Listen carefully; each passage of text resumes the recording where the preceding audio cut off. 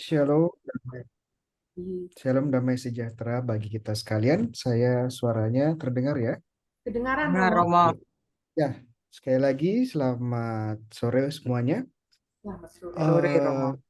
ya, saya ingin membawakan atau membawa renungan sedikit tentang kerahiman ilahi dan secara khusus bagaimana kerahiman ilahi ini eh, menampakkan dirinya atau menjadi nyata pertama kali di dalam kitab suci. Nanti kita akan lihat bersama.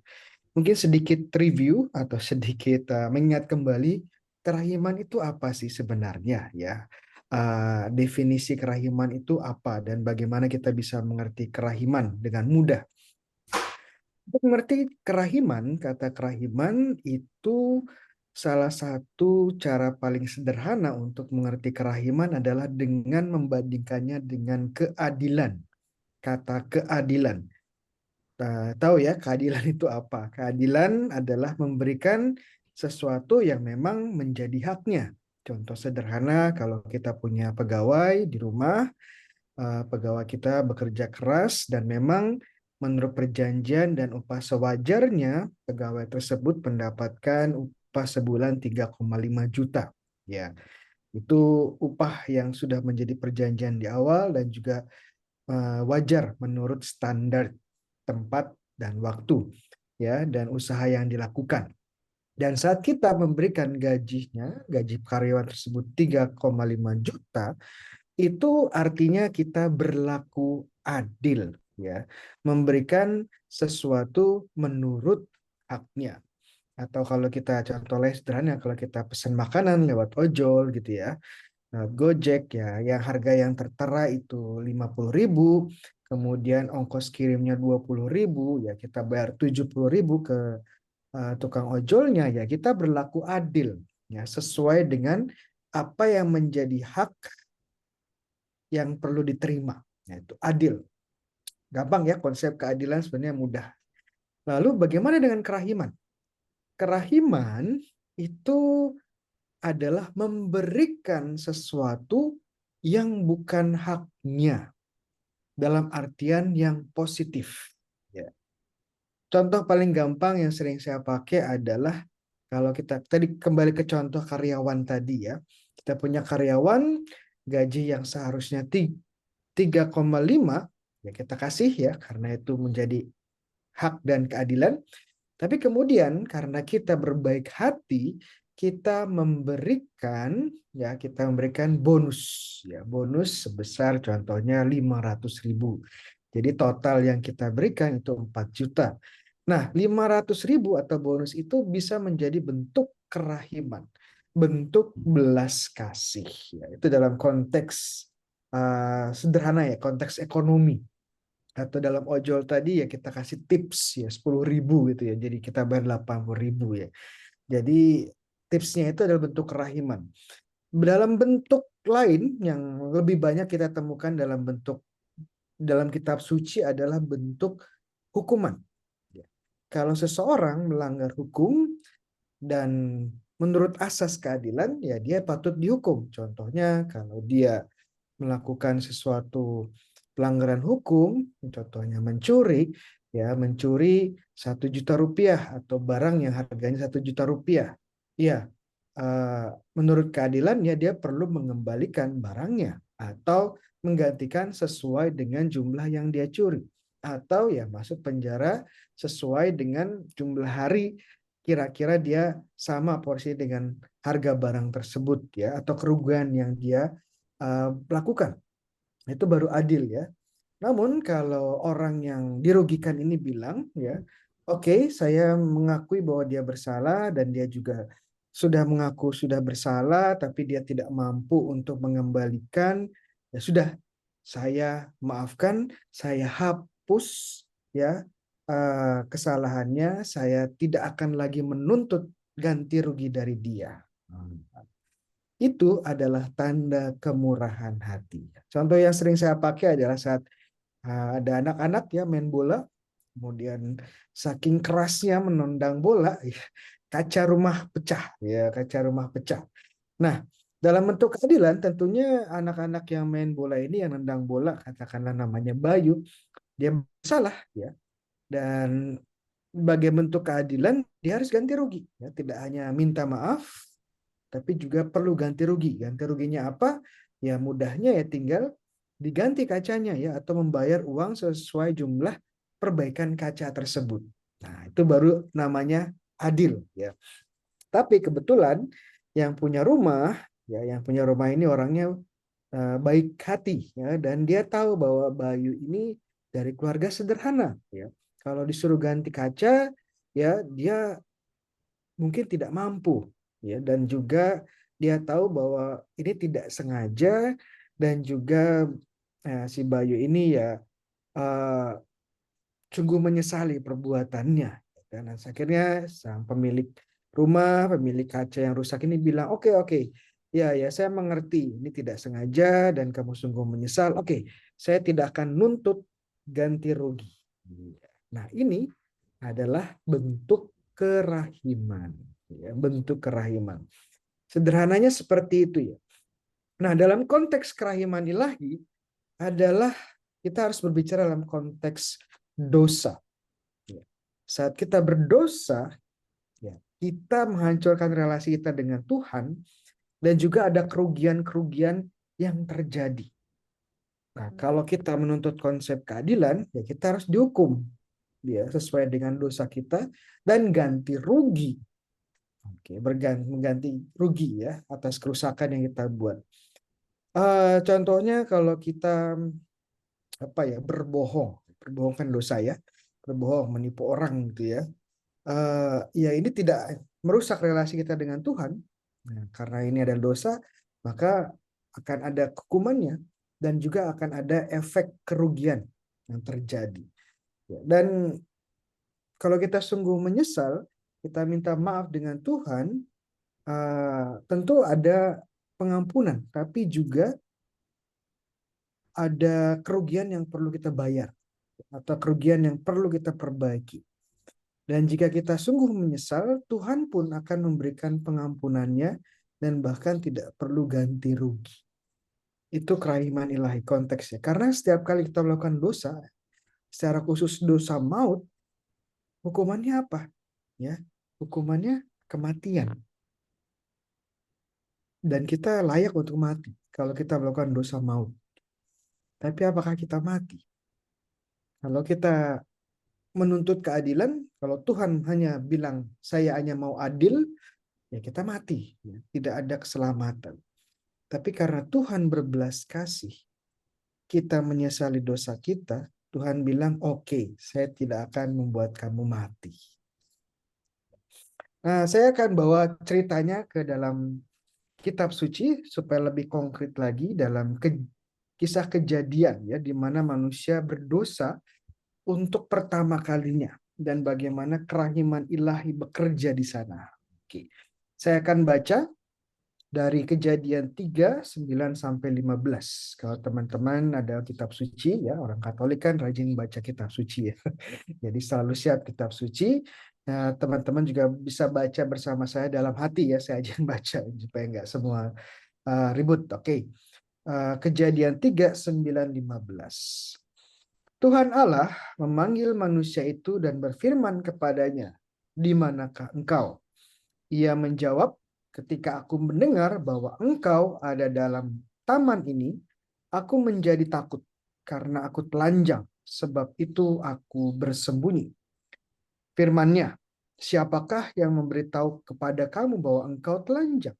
Apakah engkau makan dari buah pohon yang kularang engkau makan itu?" Manusia itu menjawab, "Perempuan yang kau tempatkan di sisiku, dialah yang memberi dari buah pohon itu kepadaku, maka ku makan." Kemudian berfirmanlah Tuhan Allah kepada perempuan itu, "Apakah yang telah kau perbuat ini?" Jawab perempuan itu, "Ular itu memperdayakan aku, maka aku makan." Lalu firman Tuhan Allah kepada ular itu, "Karena engkau berbuat demikian, terkutuklah engkau di antara segala ternak dan di antara segala binatang hutan. Dengan perutmu lah engkau menjalar, dan debu tanah akan kau makan seumur hidupmu. Aku akan mengadakan permusuhan antara engkau dan perempuan ini, antara keturunanmu dan keturunannya. Keturunannya akan meremukkan kepalamu dan engkau akan meremukkan tumit. Demikian sabda Tuhan. Sahabat yang terkasih, kalau kita baca tadi, ya, kalau kita dengarkan dengan baik, Tuhan memulai dialog dengan Adam, dengan manusia pertama, dengan sebuah pertanyaan, ya. Di manakah engkau? Jadi konteksnya kita tahu, teman-teman juga sudah sangat familiar, Adam dan Hawa itu ditaruh di taman Taman Eden dan diperintahkan oleh Tuhan untuk kamu boleh makan semua hal di sini, kecuali satu pohon, ya, buah dari satu pohon, ya, pohon pengetahuan yang baik dan yang buruk. Hanya dari satu pohon inilah kamu tidak boleh makan. Kalau kamu makan, kamu akan apa? Kamu akan mati. Itu konsekuensinya, ya. Dan ternyata eh, mereka tidak mentaati perintah Tuhan dan digoda.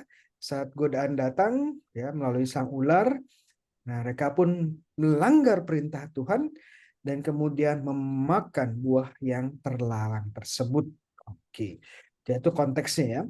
Lalu kemudian Tuhan datang dan mencari Adam, dan pertama yang dikatakan oleh Tuhan kepada Adam adalah, di manakah engkau, Adam? Kalau dilihat sebenarnya kok pertanyaannya aneh, ya. Tuhan kan tahu segala hal, tahu semua hal. Tapi kok pertanyaannya, Adam, di manakah engkau? Seolah-olah Tuhan tidak tahu Adam bersembunyi di mana. Ya, ini kan aneh, ya. Katanya Tuhan tahu segala hal, tapi kok dia malah bertanya seperti itu, seolah-olah dia tidak tahu apa-apa. Ya. Namun kita harus mengerti bahwa bahasa yang digunakan pada Kejadian 3, Kejadian 1, 2, 3, itu berbeda dengan bahasa yang digunakan di kitab suci di bagian-bagian yang lain, ya. Jadi kita tidak bisa menyamakan bahasa di Kejadian 3 dengan bahasa yang digunakan di Injil. Duanya sangat berbeda. Maka kalau Injil kan kitab historis, ya, kitab sejarah, ya, biografi sejarah. Jadi bahasanya berbeda dengan Kejadian 1, 2, dan 3.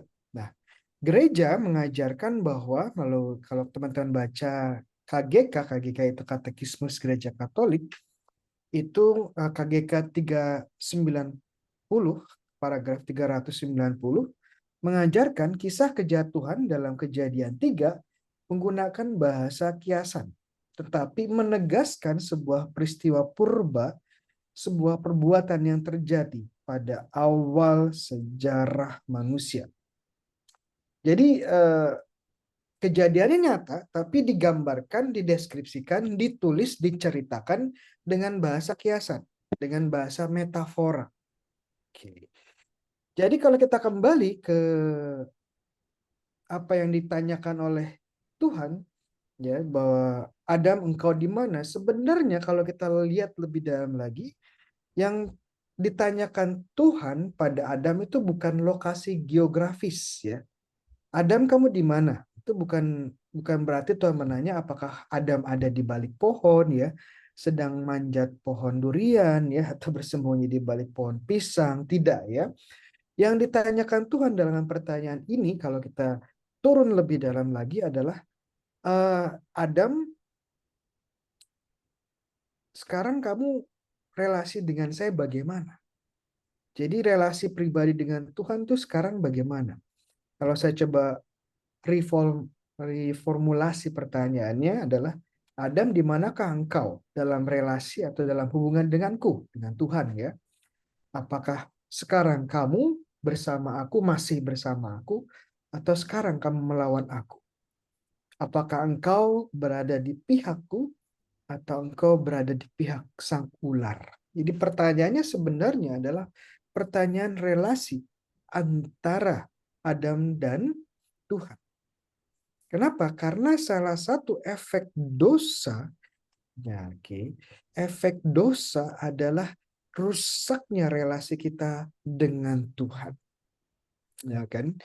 Yang awalnya mensahabat Tuhan, yang awalnya anak-anak Tuhan, yang awalnya berada di dalam Tuhan, karena dosa rusak.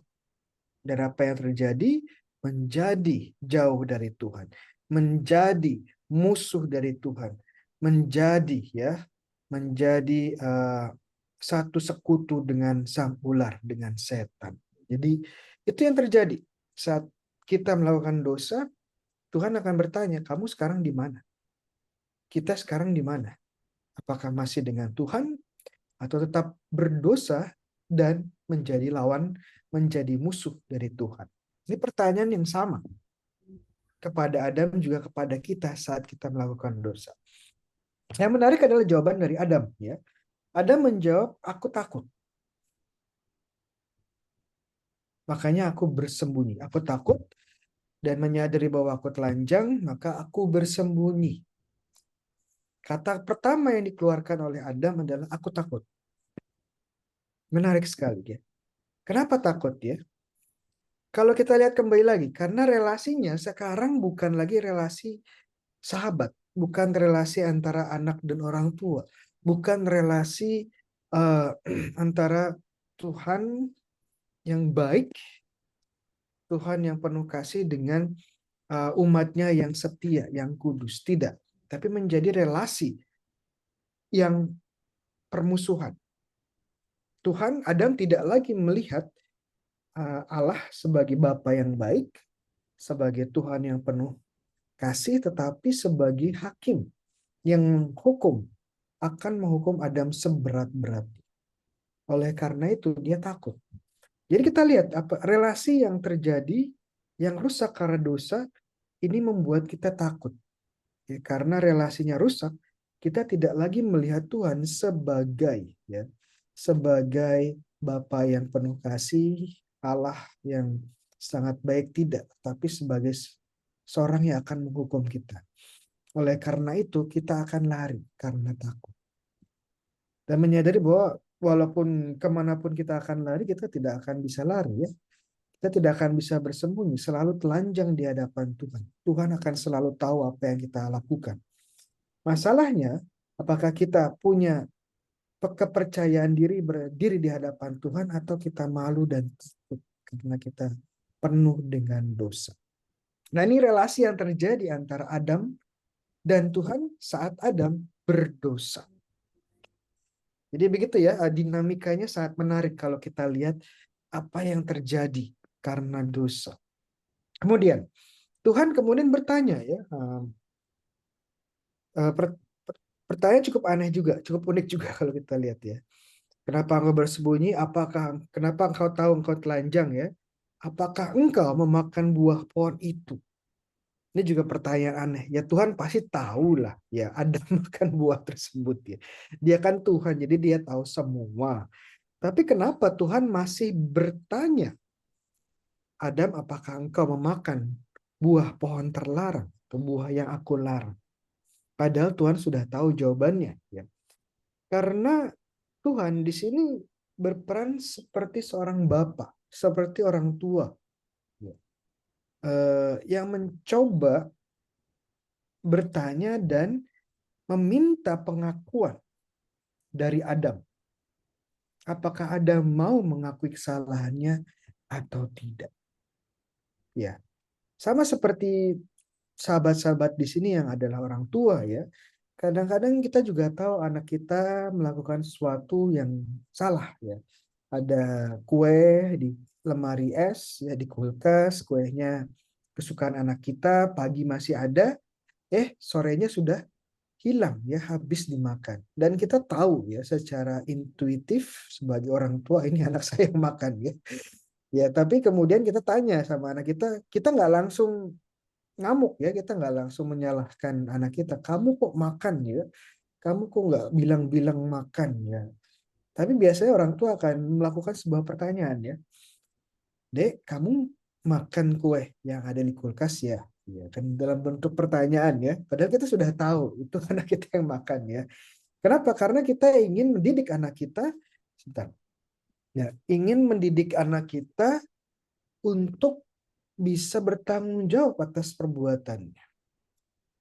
supaya mereka bisa mengakui kesalahan dan akhirnya bertanggung jawab atas perbuatannya. Ini juga hal yang sama dilakukan oleh Tuhan kepada Adam.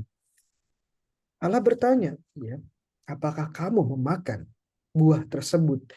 Ya, Tuhan sudah tahu ada memakan, tetapi sebagai orang tua yang baik, dia mencoba untuk membangun sebuah metode agar Adam mengakui kesalahannya, agar Adam bertanggung jawab atas kesalahannya. Nah, mungkin saat Adam, mungkin ya kalau Adam menjawabnya berbeda, mengakui kesalahannya, mungkin ceritanya akan berbeda. Permasalahannya, jawabannya Adam seperti apa ya? Bukannya mengakui kesalahannya, Tuhan, ya saya makan buah tersebut, saya tergoda, jatuh dalam godaan, ya saya bersalah, saya mohon maaf, mohon ampun. Mungkin ceritanya akan berbeda. Tapi kita lihat jawabannya Adam bukan seperti itu ya. Jawabannya Adam itu seperti ini. Perempuan yang kau berikan kepadaku, dialah yang memberikan buah itu kepadaku dan aku memakannya. Pertanyaan, kalau kita lihat sejenak, seolah-olah ya, seolah-olah Tahu aja sih Koko. apa namanya, seolah-olah ya Adam ini menyalahkan Hawa ya, atau sang perempuan, sang istri. Tapi kalau kita simak dengan baik jawaban di Adam ya, perempuan yang kau berikan ini kepadaku. Sebenarnya Adam bukan menyalahkan sang perempuan ya. Adam sebenarnya menyalahkan Tuhan. Jadi kita bisa lihat ya, ini respon dari Adam saat dia kepergok dan tahu dia salah, dia tidak mengakui kesalahannya tetapi menyalahkan. Menyalahkan orang lain, menyalahkan situasi, dan akhirnya menyalahkan Tuhan sendiri. Ini sama persis dengan kita kadang-kadang ya, saat kita tahu bahwa kita sebenarnya yang bersalah, tapi kita nggak mau mengakui kesalahan kita. Terlalu sombong, ya, terlalu angkuh, dan akhirnya apa ya, kita menyalahkan orang di sekitar kita. Menyalahkan situasi, dan akhirnya menyalahkan Tuhan. Tidak mengakui kesalahan, tapi malah menyalahkan orang lain. Iya, jadi kita bisa lihat dinamika yang terjadi ya. Sudah berbuat kesalahan, sudah melarikan diri dari Tuhan ya. Saat ditanya untuk pengakuan tidak mau mengaku, malah menyalahkan orang lain dan menyalahkan Tuhan. Ya, kurang bagaimana ya? Nah, kurang-kurang aja, sangat-sangat kurang ajar ya si Adam ini. Kalau dalam posisi, kalau saya jadi Tuhan melihat seperti ini ya, ini kurang ajar sekali ya. Sudah saya kasih, sudah saya ciptakan dengan sempurna, sudah kasih semua keistimewaan, sudah saya taruh di Taman Eden yang luar biasa indah, semuanya bagus, semuanya sempurna. Malah melanggar hukum yang saya kasih dan nggak mau ngaku lagi dan bahkan menyalahkan saya. Kira-kira adilnya bagaimana? Ya. Gimana kira-kira adilnya ya? Romo speakernya bisa dibesarkan, hujan deras. Oh, saya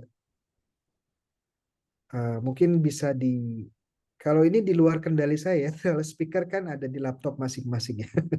Ya. Jadi saya lanjutkan. Bagaimana tadi? Ya, oke. Jadi kalau saya jadi Tuhan ya, untung Tuhan bukan saya bukan Tuhan. Iya, ya adilnya ya saya akan lenyapkan Adam seketika itu juga. Terus saya sudah bilang di awal bahwa kalau kamu makan ini akan mati ya, kamu akan mati. Dan memang kamu sudah kurang ajar ya. Sudah dikasih kesempatan beberapa kali, kamu tidak mau mengakui dan bahkan menyalahkan saya. Ya sebaiknya saya lenyapkan saja kamu, saya musnahkan ya, kamu mati saja, ya, tidak layak ya. Pertanyaannya, dalam cerita ini akhirnya bagaimana? Apakah Adam lenyap? Apakah Adam mati? Apakah Adam masuk langsung ke neraka? Jawabannya tidak. Ini sekali lagi menunjukkan bagaimana belas kasih kerahiman Allah bekerja di sini. Akhirnya Allah bagaimanapun juga karena luar biasa kasihnya memutuskan untuk tidak melenyapkan Adam, ya. Tidak untuk menghabisi Adam, tidak. Tapi memberikan lagi kesempatan, ya. Namun kita harus hati-hati juga ya dalam melihat kerahiman. Kerahiman itu bukan berarti semuanya dikasih. Kenapa? Karena sekali lagi kerahiman itu harus dilihat dari sisi keadilan. Selalu fondasi dari kerahiman itu sisi keadilannya. Ya, kerahiman tanpa keadilan itu bukan kerahiman, tapi memanjakan. Kalau saya sebutnya ya, kalau kita memberikan semua apa yang diminta anak kita, ya, anak kita melakukan kesalahan tapi nggak pernah dihukum, dibiarkan saja, kira-kira anak kita akan menjadi seperti apa? Ya akan menjadi anak yang kurang ajar, ya, anak yang tidak tahu terima kasih, anak yang akhirnya pada masa depannya dia akan menjadi anak yang gagal karena karakternya lembek, selalu dimanjakan oleh orang tuanya. Itu bukan belas kasih, itu bukan kerahiman, ya kan? Jadi kerahiman harus ada elemen keadilannya. Jadi kita lihat, walaupun Tuhan memberikan pengampunan, walaupun Tuhan memberikan kesempatan kedua kepada Adam, Tuhan tetap memberikan, ya, semacam konsekuensi yang harus dihidupi Adam. Sekarang Adam hidupnya menderita. Adam harus bekerja keras untuk menghidupi dirinya dan keluarganya. Hawa di sisi lain ya kan, dia akan melahirkan anak, tapi melahirkannya melalui rasa sakit yang luar biasa. Jadi kita lihat konsekuensinya tetap ada. Walaupun Tuhan tidak menghabisi Adam, walaupun Tuhan tidak menghancurkan Adam, memberikan kesempatan kedua, tapi tetap Adam harus tetap hidup melalui konsekuensi-konsekuensi yang dia lakukan. Karena dosa ada konsekuensinya. Dan dia harus menghidupi. Dia harus menanggung konsekuensi itu supaya dia belajar bahwa setiap perbuatannya ada konsekuensinya juga. Itu cara Tuhan mendidik. Nah, ada asas keadilan, tapi juga ada asas belas kasih atau kerahiman. Karena kalau dua hal ini tidak seimbang, kalau yang terjadi hanya keadilan, habis kita. Ya, kita tidak akan ada di sini, ada makan hancur, masuk neraka. Ya, kita juga ya, kita banyak melakukan kesalahan, melakukan dosa, sudah neraka sejak lama ya. Tapi karena Tuhan berbelas kasih, kita masih ada di sini.